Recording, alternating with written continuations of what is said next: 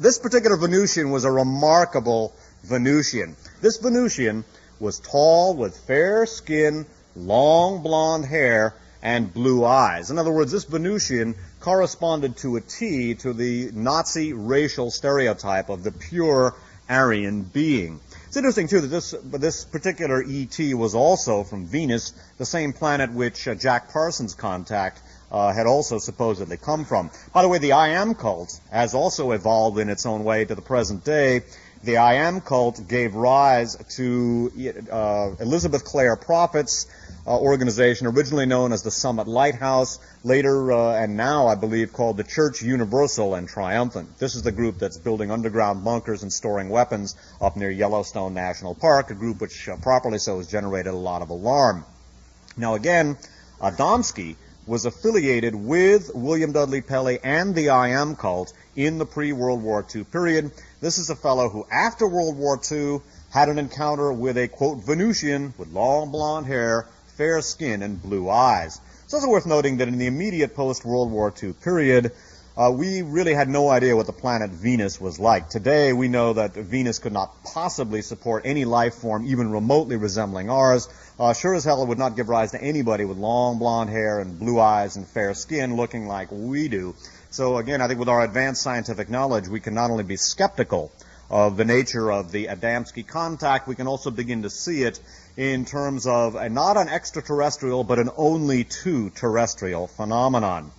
First I should say, after World War II, after William Dudley Pelley got out of prison for sedition, again plotting with Nazi Germany to overthrow the government of the United States, he was released from prison and founded a mystical organization called Soulcraft. He also published a racist/fascist magazine called Valor, and also wrote a book which was very reminiscent of the Seth writings, supposed automatic writings from a channeled being, and I'm pretty skeptical about that phenomenon as well.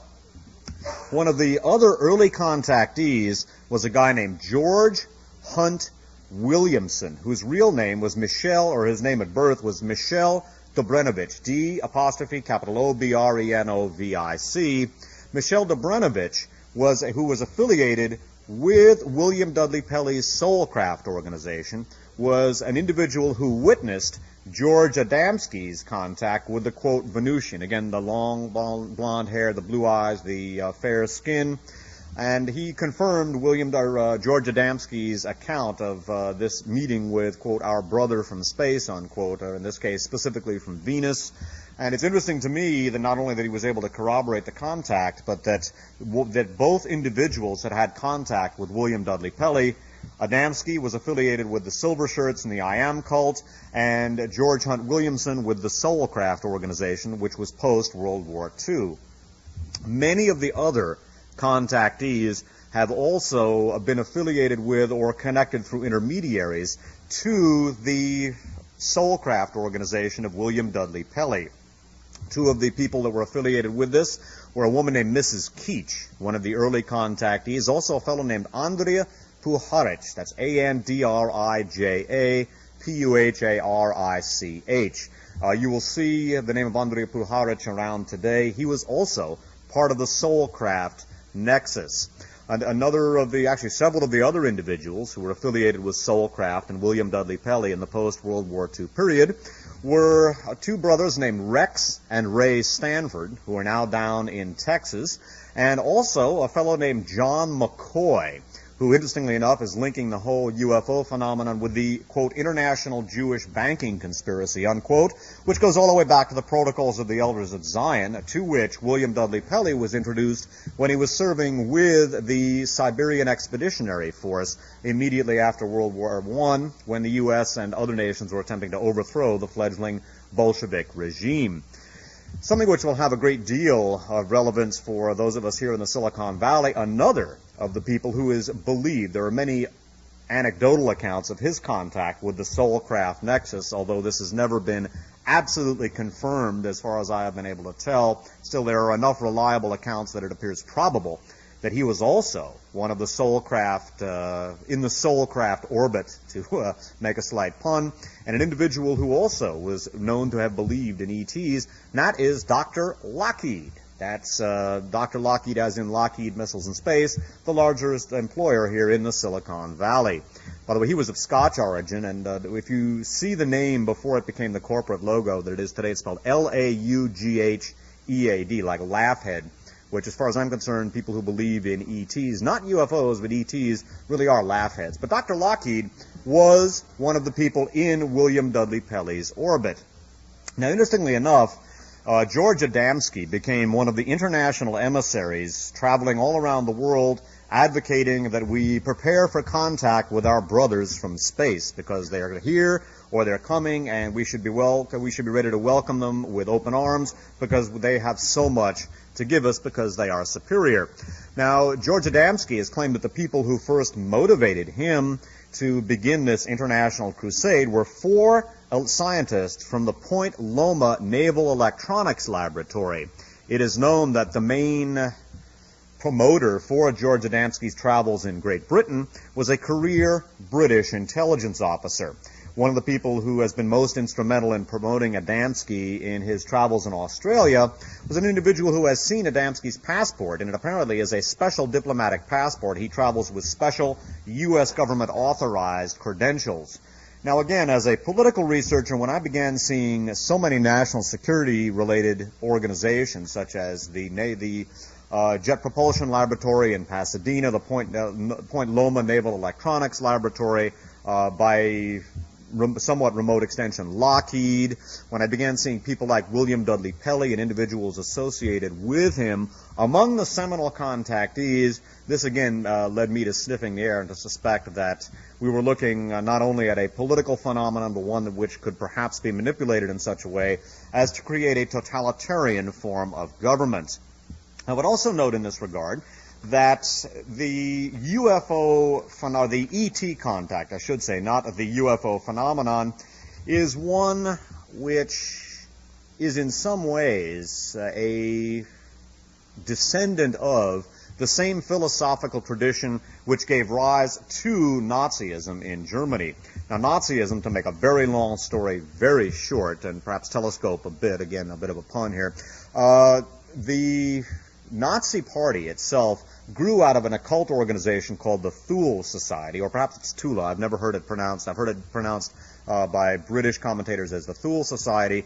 This was an occult society which was of the belief that the German race, the Aryan race, again with blonde hair, blue eyes, and fair skin, was descended from the residents of a mystical island called Thule, which was a land of ice, and that they were inherently superior to the rest of us, and that the Aryan race was destined to rule the earth. This philosophy grew out of a number of occult philosophies which grew to strength in the 19th and early 20th centuries.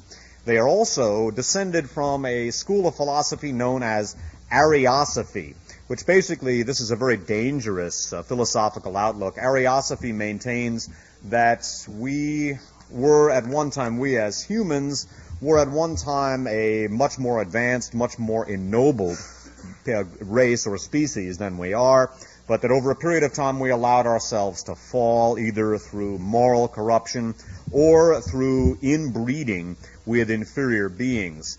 The notion of Atlantis is an example of the Ariosophist philosophy. The notion was that Atlantis was a superior society, that they were technologically far in advance of even what we've been able to achieve today, but that they allowed themselves to become corrupt, and their karma came true, so to speak. Their dogma got run over by their karma, and they ultimately fell due to their own misdeeds.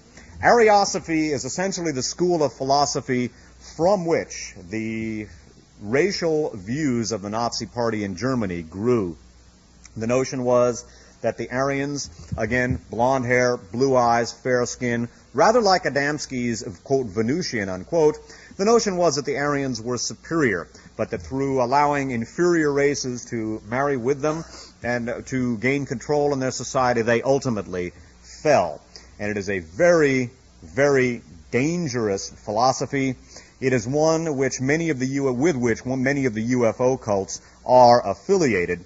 And again, I note the similarity between the, quote, Venusians, unquote, cited by people like Adamski and George Hunt Williamson, and again, bear in mind the explicit Nazi affiliations of the Silver Shirts and the I Am cult. That also, again, led me to sniffing the air. One of the things that's interesting, too, is the symbolism used by many of the UFO cults. Many of the UFO cults use symbols which are readily recognizable to those of us here on terra firma. There is a guy who's making the rounds right now named Claude Vorilhon. It's a Frenchman, last name V-O-R, is it I-L-L-H-O-N or H-I-L-L-O-N? I've forgotten offhand. But anyway, Claude Vorilhon claims to have met a, quote, E.T., unquote, named Rael, R-A-E-L, who advised him to spread the word that our brothers from space, again in quotes, were going to be visiting us, and that they would come down and they would right all wrongs, and that Earth would become a paradise, and that we should simply abolish all systems of government and turn the governing of the Earth over to, quote, our brothers from space, unquote. In fact, within the past several months, Claude Vorilhon was featured in some articles in the San Jose Mercury News. He also received some publicity concerning an appearance he made at the UN, or an appeal he made to the United Nations, to establish a special embassy for preparing us to have contact with visitors from outer space.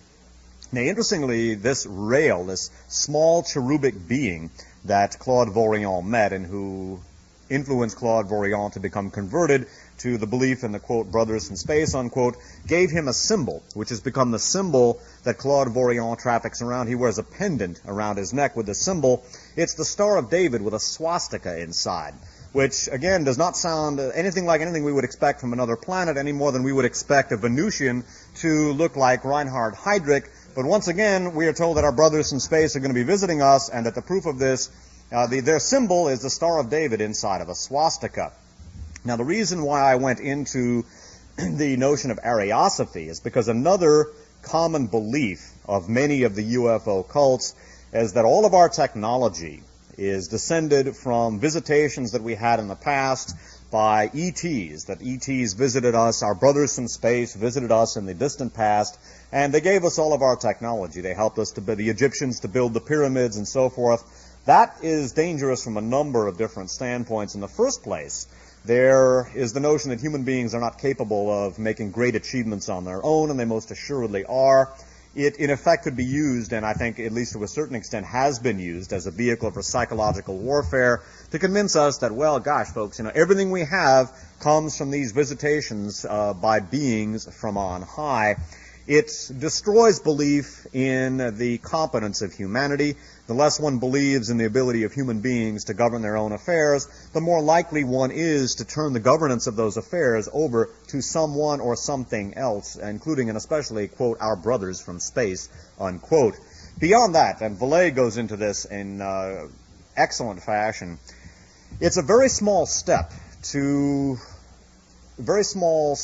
in belief from the notion that we were visited by ETs from thousands of years ago and they gave us all of our technology, to the notion that perhaps the ETs had, quote, known the daughters of man, unquote, and had, quote, found them fair, unquote. In other words, basically that some of us have the blood of star people in our veins, and that we are therefore superior. We're descended from superior beings, and that the rest of us have the blood of just lowly earth beings in our veins, and we are therefore inferior and not as good as those of us who are of extraterrestrial breeding, unquote.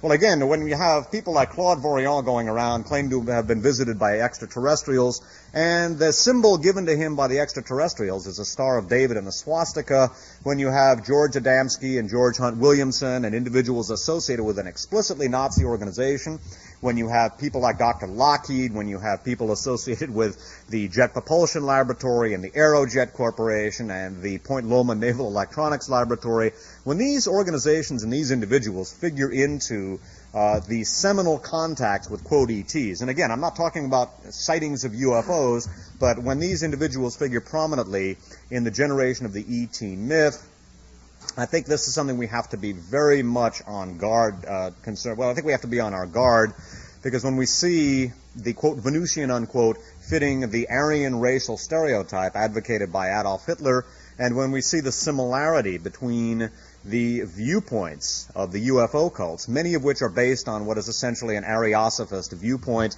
and the philosophical tributaries which gave rise to Nazism.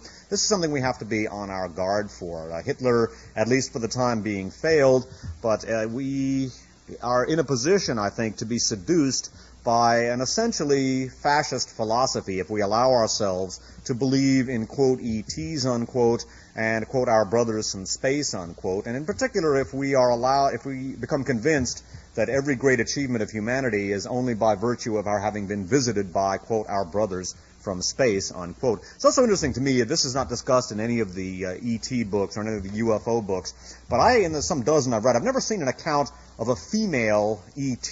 One has to assume, therefore, that either they are hermaphroditic or they have some other means of reproduction, but you never hear about a female ET. I've seen all kinds of accounts of ETs. I never saw one with breasts, even though this account of the Venusian in the desert had long blonde hair and blue eyes and fair skin. Again, just something that I would note in passing. Another thing that's interesting concerning the Ariosophist aspects of the ET, quote, UFO cult phenomenon is that many of you may be familiar with the book The Chariots of the Gods by Erich von Däniken, one of the early advocates that, in fact, we had been visited by ETs a long time ago, and that this accounts for so many sightings in the Bible, like Ezekiel's wheel, and they built the pyramids and all this sort of thing. Interestingly enough, Erich von Däniken was very much taken with the philosophy of a guy named Hans Horbiger. That's the last name is Horbiger. Horbiger was one of the individuals whose occult philosophy contributed in a significant way to the origins of Nazism and to the Tula Society's philosophical outlook. Horbiger had what he considered to be a mystical experience in which a piece of molten metal fell into a piece of ice. It then sank through the ice, the steam built up, and there was an explosion. From this particular experience, Hans Horbiger had what he considered to be a cosmic burst of awareness, and he felt that everything in the universe was created as a result of an interplay between fire and ice. Hans Horbiger had a very profound impact on the philosophy of Adolf Hitler. It also had a very, that is to say, Hans Horbiger had a very profound effect upon the intellect of Erich von Däniken as well.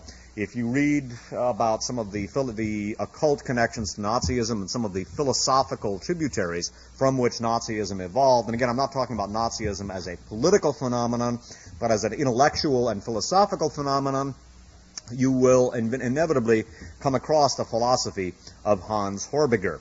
And again, I note that one of the early advocates of the chariots, of the notion we were visited from ETs a long time ago, and that's where our civilization evolved from, that was Erich von Däniken, and he was also very much taken with Hans Horbiger. Another thing I noted, too, and this is another thing that led me to become politically suspicious of the notion of ETs, not of the concept of UFOs, but the notion that they came from outer space. The head of Project Blue Book, the Air Force's ostensible investigation of the UFO phenomenon, was a fellow named Major Donald Keogh, last name Keyhoe. Donald Keogh was the very first person to publicly say that flying saucers are real. They're not thermal inversions. It's not the planet Venus on a bright night or whatever. He said they were real, although he never said for sure whether they were from outer space or not. He hinted that they were. I noted, and this may be peripheral, but I noted that in his biographical notes, Donald Keogh had at one point been an aide to Charles Lindbergh. That's the lone eagle who flew the Spirit of St. Louis to Paris.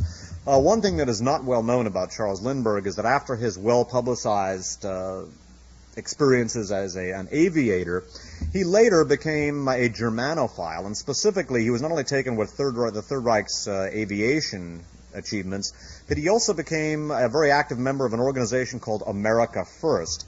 Now, America First was an isolationist organization, many of whose members were sincerely isolationist. They simply wanted to keep the U.S. out of World War II to spare American boys the slaughter in combat, but many of them were also doctrinaire fascists who sought to keep America out of World War II so Germany would win. the Third Reich's intelligence apparatus in the United States actively funded America First, even though some of them were sincere isolationists. Many of them were doctrinaire fascists. Both, for obvious reasons, served the purposes of the Third Reich in that they would they were operating to keep the U.S. out of World War II. Obviously, that served the interests of Nazi Germany. And again, when I saw that Keogh had been connected with Lindbergh, I don't know to what extent they may have had contact after the period in which he was attached to Lindbergh as an aide.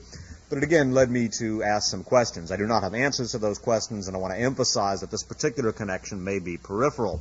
Also, and this again may be completely irrelevant, and I want to emphasize that, I noted that the very first contact in the United States with flying saucers, the first credible sighting of flying saucers, not the first contact with ETs, which actually, oddly enough, the contact that Jack Parsons had with the Venusian he met in the desert, that happened before anybody had seen flying saucers.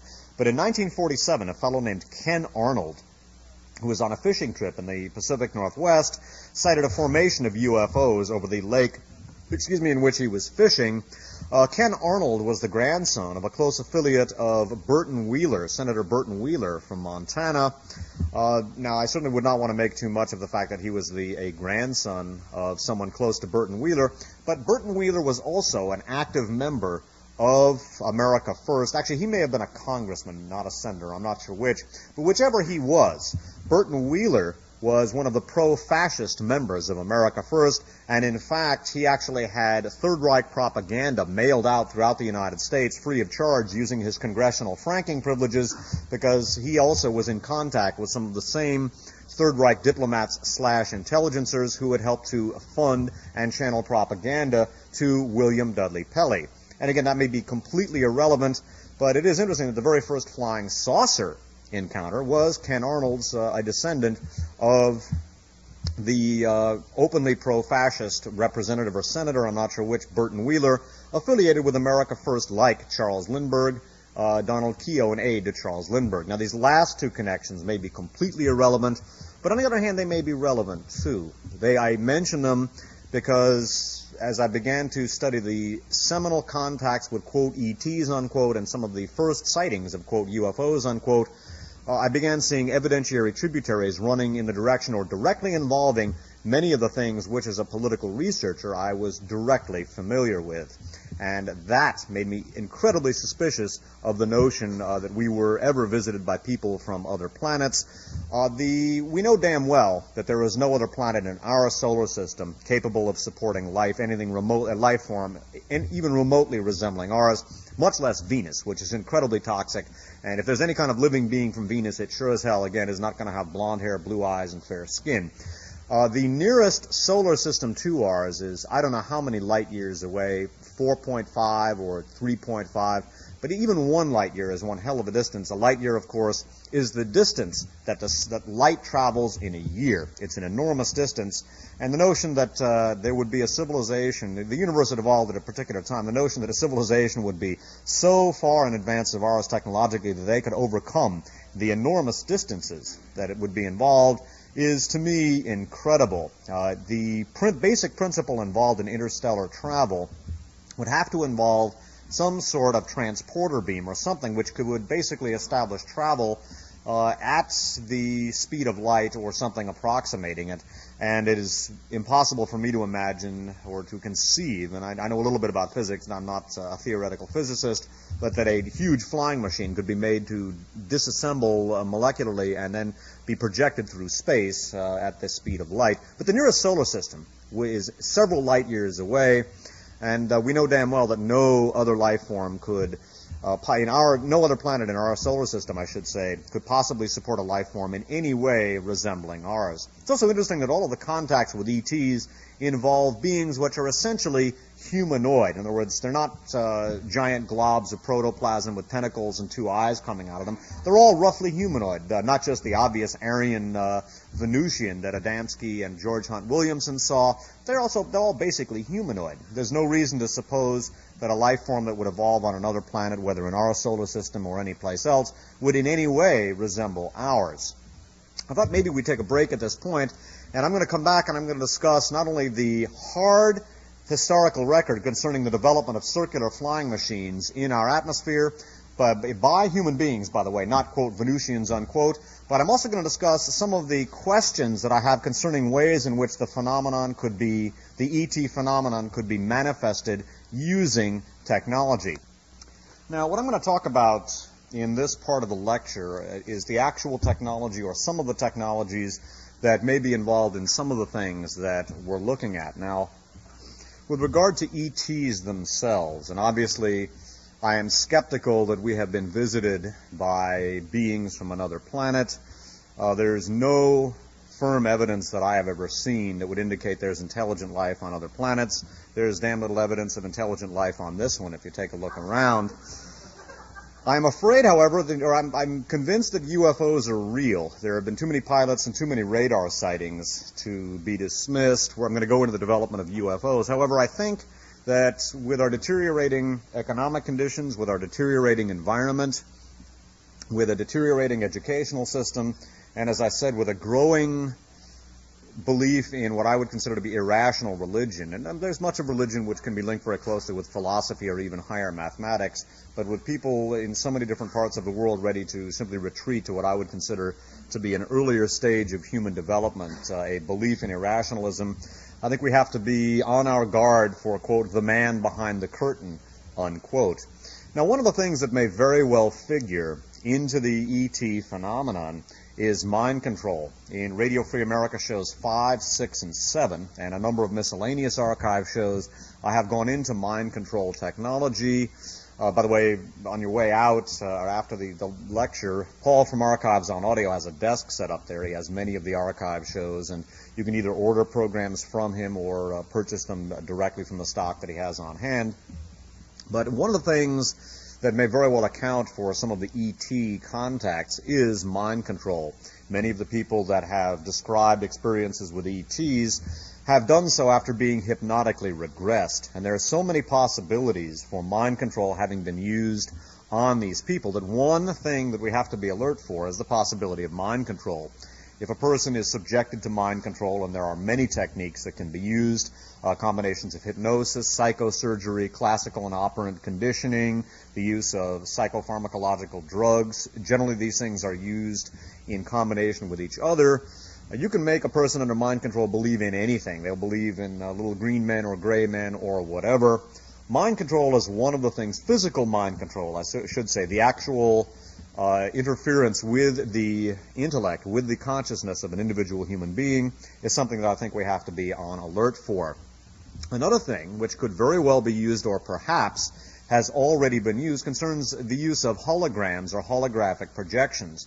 These, as I'm sure many of you know, are three-dimensional projections. It's like a television image, except it's three-dimensional and would appear to an observer to be an actual three-dimensional entity. I'm going to read a short article from the San Francisco Examiner. Now, I can't say whether this has been used or may be used in the future, but it's something we have to consider. By the way, one thing that I should emphasize is that one of the main factors of having just lived through the Cold War is that we have been living through a period of accelerated technological development, much of it secret. And this period of accelerated technological development has spanned almost half a century.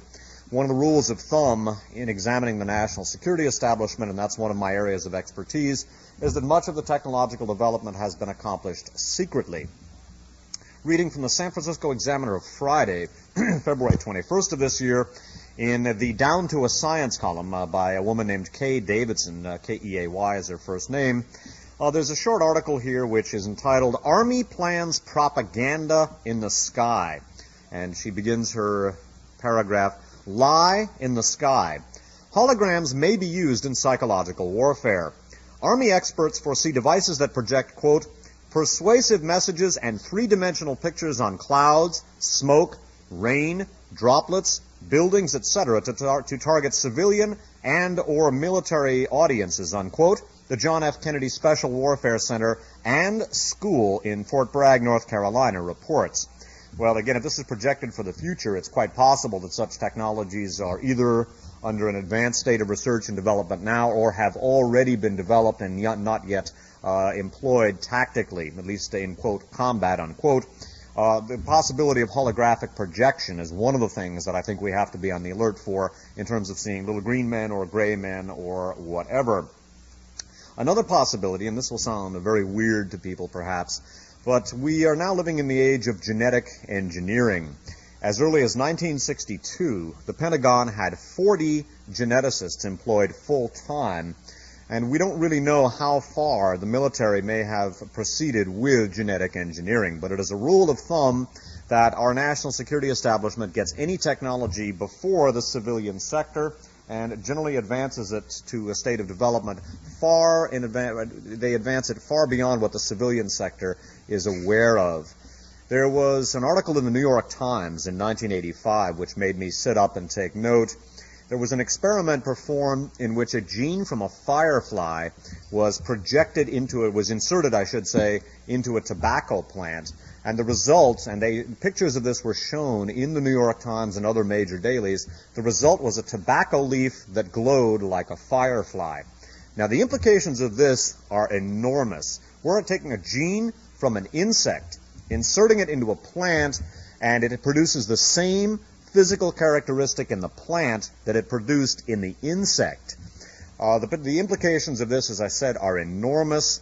Another thing that has come under discussion, and in fact there was a ferocious debate engaged in between the scientific community and the Vatican.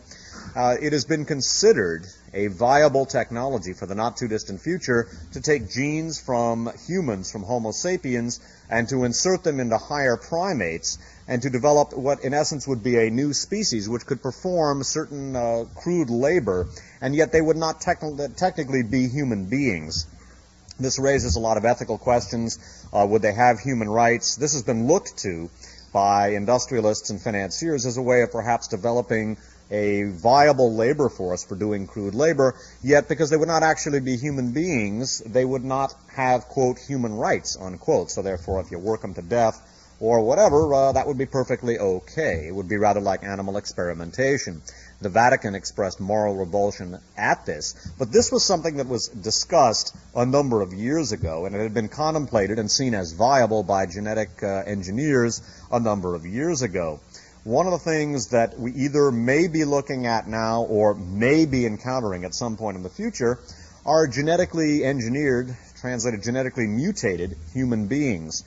If a gene from a firefly can be inserted into a tobacco plant, and then the tobacco plant manifests the same physical characteristic that that gene produced in the tobacco plant, or the firefly, I should say, at some point we may be seeing human beings with a gene from, say, perhaps a frog or a salamander inserted into them, and this might produce something with the basic physical characteristics of a human being, but perhaps with smooth green skin and vertical eye, or yellow eyes with vertical slits. Now, obviously, this is rumination, but at some point in the future, and perhaps we may be closer to this than we are now, we may be seeing something like this. So another thing that I think we have to be on the alert for as citizens is the possibility of genetic engineering being used to produce, quote, ETs, unquote, at some point in the future. Now, this is rumination and obviously should be viewed as such. I personally am convinced that at some point, with the deterioration of the environment, the deterioration of the economy, and again with the growth in what I consider to be irrationalist fundamental religions, we are going to see a manifestation of visitors from outer space, and this, quote, visitors from outer space, unquote, and the potential for social control would be enormous. Now, something with which most people are familiar is the very famous War of the Worlds broadcast that Orson Welles had in, I think it was 1938, maybe 39. In any event, this was a radio play based on H.G. Wells' science fiction novel about the War of the Worlds, an invasion of the United States by Martians, real Martians from Mars. And this was broadcast on Halloween, either in, I think it was 38, might have been 1939. And even though the sponsors were interrupting the radio play at various points to make it clear that this was a radio play, that this was not a real newscast, it was done as though this were a newscast, a real broadcast. And even though there were no flying saucers, no flying machines, no death rays, people panicked. People were ready to commit suicide. They made out their wills. There was mass hysteria.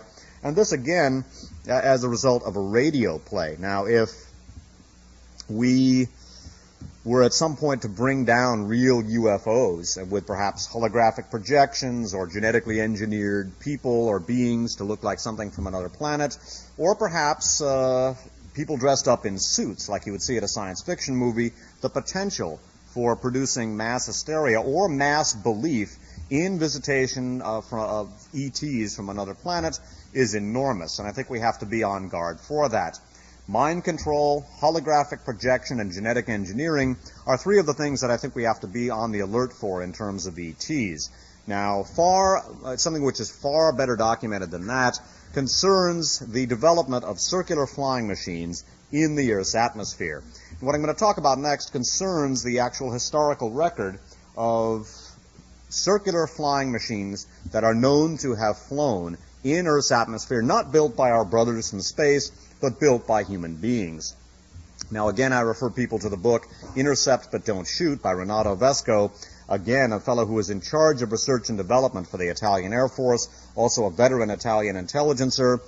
He goes into the historical record of some of the experiments that German aviation was engaging in during the World War II and some of the technological developments that they had achieved during the closing months of the Second World War. Any competent history of our activities of the Army, the U.S. 8th Army Air Force during the closing months of World War II will go into what is known as the Foo Fighters or Kraut Balls. Foo, by the way, is a corruption of the French word for feu, fire, F-E-U. It was corrupted by American airmen to be foo, F-O-O. A number of American planes, both bombers and interceptors, saw glowing circular objects which caused their electronics and in particular their radar to malfunction as they were on missions over Germany during the closing months of World War II. What they were witnessing, and I'm going to go into the actual development of these, was the use of a German anti-aircraft device known as the Feuerball or Fireball. Now, first I'm going to begin with a discussion by reading from Vesco's text of the so-called Kraut balls or Foo Fighters.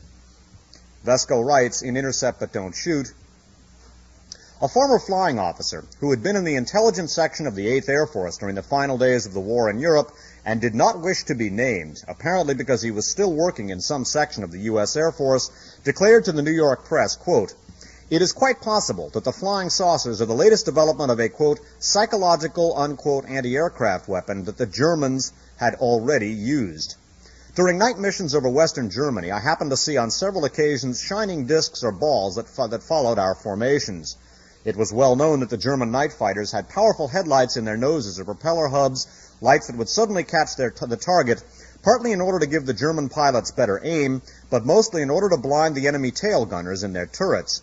They caused frequent alarms and continual nervous tension among the crews, thereby lowering their efficiency. During the last year of the war, the Germans also sent up a number of radio-controlled bright objects to interfere with the ignition systems of our engines or the operation of the onboard radar. In all probability, American scientists picked up this invention and are now perfecting it so that it will be on a par with the new offensive and defensive air weapons, unquote. Again, that's a quote from a former intelligence officer working with the 8th Army Air Force.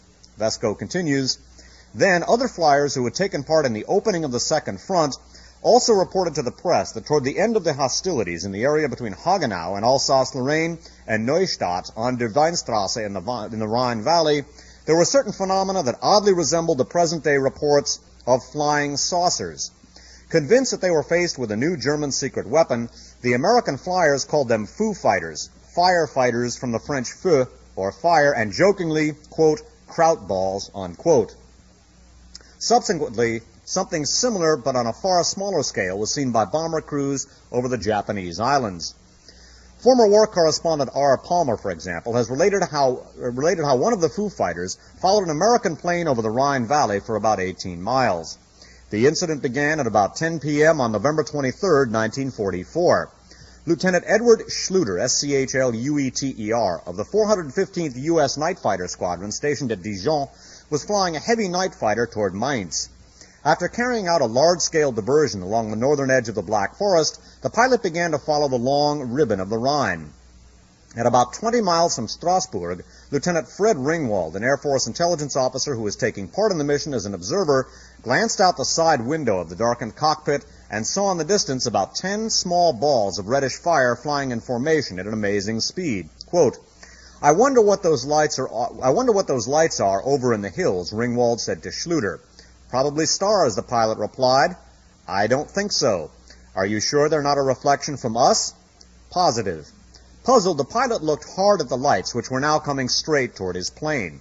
Without further delay, he radioed the American ground radar station. Quote, there are about 10 Heine night fighters around here in the sky. Looks as if they are chasing us and their speed is high. Quote, you guys must be nuts. Nobody up there but yourself, replied the radar station. Now notice the radar does not detect these.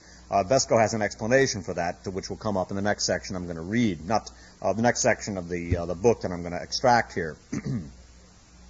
Continuing, the radar observer, Lieutenant Donald J. Myers, then got on the plane's radar scope to scan the fiery balls, but although the danger zone and the entire sky in the vicinity was scanned, there was no evidence of enemy aircraft. Quote, sure, no enemy planes showed up on the screen, and yet those red lights, unquote. They continued to glow in sinister fashion a few miles off. Schluter moved toward them at full throttle. As if they had foreseen the attack, the glow of the bodies rapidly dimmed, and without changing position, after a few moments they became completely invisible. The American plane crossed that part of the sky without encountering any moving body. More than 2 minutes went by, and the globes, glowing red as before, reappeared but somewhat farther off as though regrouping for a counterattack. Instead, 6 minutes later, after having completed a very long glide, they vanished into the night toward the German rear behind the Siegfried Line. At this point, the plane's radar began to give evidence of serious malfunctioning, and the pilot had to give up his train strafing for the night.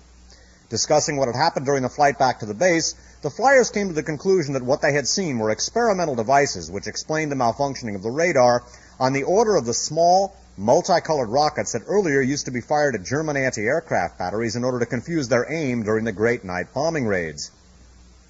Since they had not been able to identify the lights with any degree of certainty, and since the lights themselves had given no indication of aggressive intention, the flyers decided not to mention them in their flight report to the Dijon command for fear of being considered lunatics or victims of war neurosis.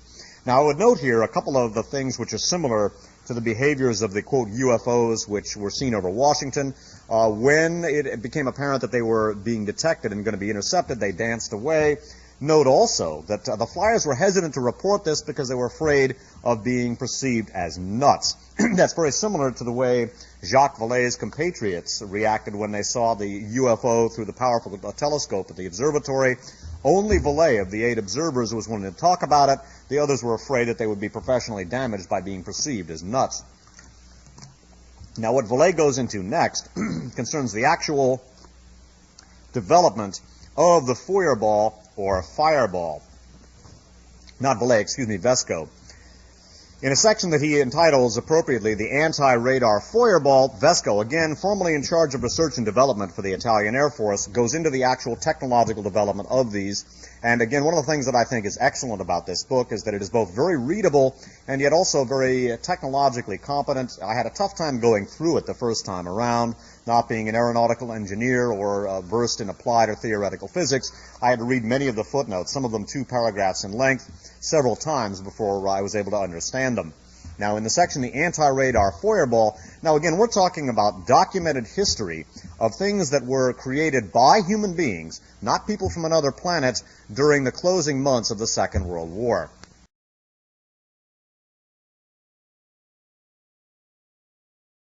Contactee is also a fellow named Andrija Puharich. That's Andrijapuharich. You will see the name of Andrija Puharich around today. He was also part of the Soulcraft Nexus. And actually several of the other individuals who were affiliated with Soulcraft and William Dudley Pelley in the post-World War II period were 2 brothers named Rex and Ray Stanford, who are now down in Texas, and also a fellow named John McCoy, who, interestingly enough, is linking the whole UFO phenomenon with the, quote, international Jewish banking conspiracy, unquote, which goes all the way back to the Protocols of the Elders at Zion, to which William Dudley Pelley was introduced when he was serving with the Siberian Expeditionary Force immediately after World War I, when the U.S. and other nations were attempting to George Adamski's contact with the, quote, Venusian. Again, the long blonde hair, the blue eyes, the fair skin. And he confirmed George Adamski's account of this meeting with, quote, our brother from space, unquote, or in this case specifically from Venus. And it's interesting to me that not only that he was able to corroborate the contact, but that both individuals had contact with William Dudley Pelley. Adamski was affiliated with the Silver Shirts and the I Am cult, and George Hunt Williamson with the Soulcraft organization, which was post-World War II. Many of the other contactees have also been affiliated with or connected through intermediaries to the Soulcraft organization of William Dudley Pelley. Two of the people that were affiliated with this were a woman named Mrs. Keach. One of the early was generated a lot of alarm. Now again, Adamski was affiliated with William Dudley Pelley and the I Am cult in the pre-World War II period. This is a fellow who, after World War II, had an encounter with a, quote, Venusian with long blonde hair, fair skin, and blue eyes. It's also worth noting that in the immediate post-World War II period, we really had no idea what the planet Venus was like. Today, we know that Venus could not possibly support any life form even remotely resembling ours. Sure as hell it would not give rise to anybody with long blonde hair and blue eyes and fair skin looking like we do. So again, I think with our advanced scientific knowledge, we can not only be skeptical of the nature of the Adamski contact, we can also begin to see it in terms of not an extraterrestrial, but an only two terrestrial phenomenon. First I should say, after World War II, after William Dudley Pelley got out of prison for sedition, again plotting with Nazi Germany to overthrow the government of the United States, he was released from prison and founded a mystical organization called Soulcraft. He also published a racist/fascist magazine called Valor, and also wrote a book which was very reminiscent of the Seth writings, supposed automatic writings from a channeled being, and I'm pretty skeptical about that phenomenon as well. One of the other early contactees was a guy named George Hunt Williamson, whose real name was his name at birth was Michel Dobrenovich, D''Obrenovich. Michel Dobrenovich who was affiliated with William Dudley Pelley's Soulcraft organization, was an individual who witnessed George. This particular Venusian was a remarkable Venusian. This Venusian was tall, with fair skin, long blonde hair, and blue eyes. In other words, this Venusian corresponded to a T to the Nazi racial stereotype of the pure Aryan being. It's interesting, too, that this particular ET was also from Venus, the same planet which Jack Parsons' contact had also supposedly come from. By the way, the I Am cult has also evolved in its own way to the present day. The I Am cult gave rise to Elizabeth Clare Prophet's organization, originally known as the Summit Lighthouse, later and now, I believe, called the Church Universal and Triumphant. This is the group that's building underground bunkers and storing weapons up near Yellowstone National Park, a group which properly